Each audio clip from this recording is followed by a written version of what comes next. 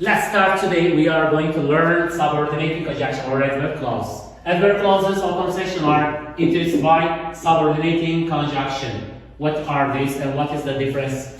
Although, even though, despite the fact, or in spite of. Let's dive into what is the difference. Although, even though, and though are followed by adverb clause. Adverb clause, what is adverb clause? Adverb clause is subject and verb. It's called an adverb clause. But despite and in spite of, these are followed by a noun or gerunds.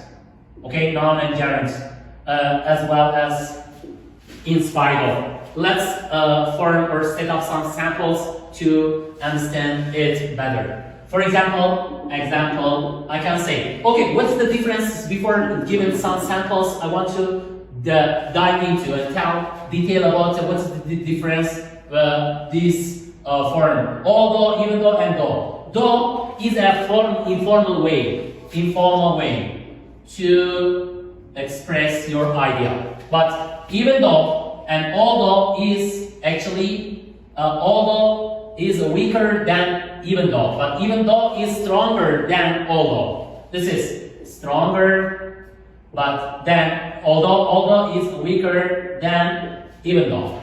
And in spite and despite are same. If I want to use despite the fact that then I can use adverb clauses, subject and verb. But in spite of and despite is followed by noun or gerunds. For example, I can say this. Although she has a mother from Russia, she can't speak Russian language fluently. Okay, this is referred to although, even though, always definition, the same definition, they are referring to construct. Okay, construct. They are referred to construct. We can say this. I can give you even though. Can this phrasal or clause or sentence can start or can begin with it even though, but I can separate two clauses with, for example, comma from each other. Okay, can be used.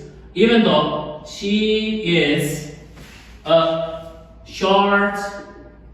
Okay, even though she is short and she can play basketball well.